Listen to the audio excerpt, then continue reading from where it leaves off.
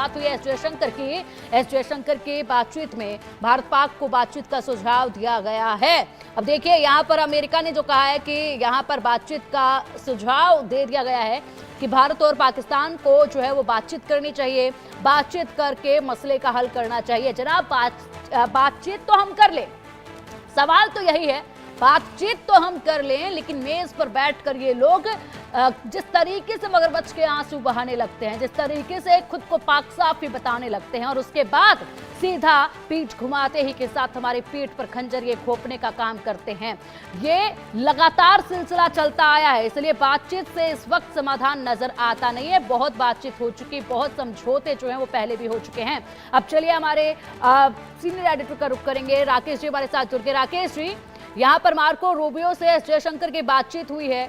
हमेशा ही अब जो लगातार बयान अमेरिका से आए, डबल स्टैंड अमेरिका का नजर आ रहा है। अब अमेरिका ने सुझाव ये दिया है कि भारत और पाकिस्तान को बातचीत करनी चाहिए, बातचीत से मसले का हल निकालना चाहिए, जो कि संभव इस वक्त तो नजर नहीं आ रहा है। लेकिन भारत की तरफ से क्या जवाब दिया गया होगा?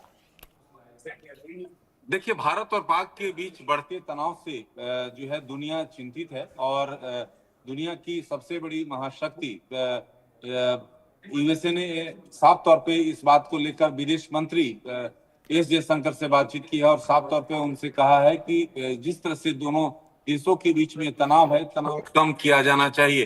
तो भारत और पाक को बातचीत का सुझाव दिया है मार्को रूबियो ने। और इससे पहले मैं बता दूं कि पाकिस्तान के सेना अध्यक्ष मुनीर से भी इन्होंने बात की थी और उन्होंने साफ तौर पे कहा था कि पूरे दोनों देशों के बीच जिस तरह से तनाव है उससे दुनिया चिंतित है और इसको डी एस्केलेट किया जाना चाहिए।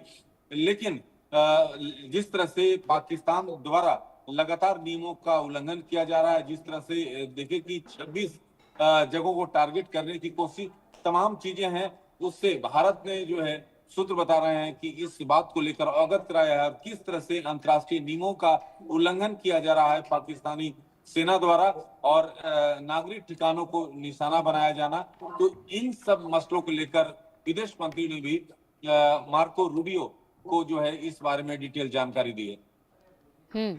बिल्कुल डिटेल जानकारी जो है वो साझा कर दी गई है। लेकिन राकेश जी, इससे पहले अगर इतिहास के पन्नों पर नजर डाले, बहुत दफा ऐसा हुआ कि यहाँ पर सिर्फ जवाबी कार्रवाई की गई भारत की तरफ से। बहुत बार ऐसा हुआ, समझौते बहुत सारे हुए, लेकिन बावजूद इसके ना तो बातचीत पर ना समझौते पर पाकिस्तान कभी टिका। तो अब भी ये बिल्कुल संभव नहीं है।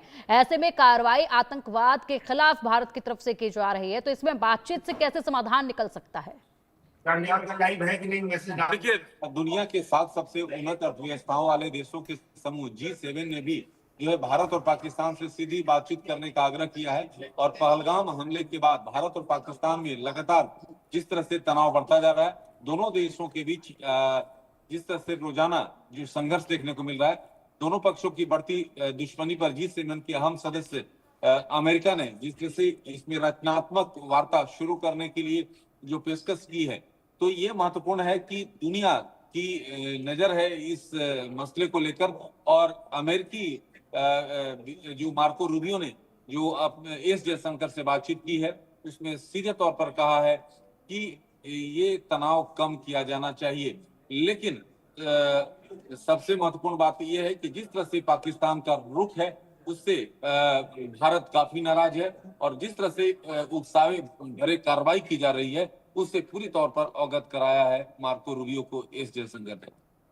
बिल्कुल राकेश जी, फिलहाल एक बड़ी खबर सामने आ रही है, उसका रुख करेंगे। अजीत डोभाल के साथ पीएम की बैठक खत्म हो चुकी है। एनएसए डोभाल के साथ प्रधानमंत्री की बैठक खत्म हुई है।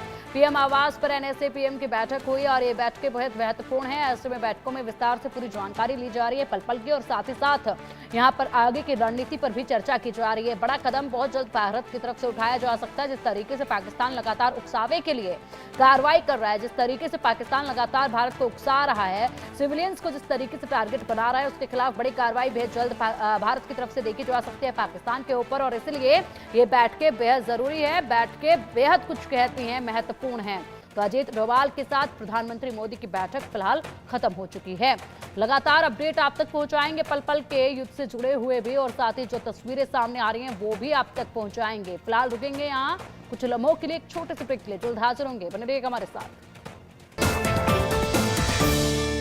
चलो बेटे, टाइम हो गया।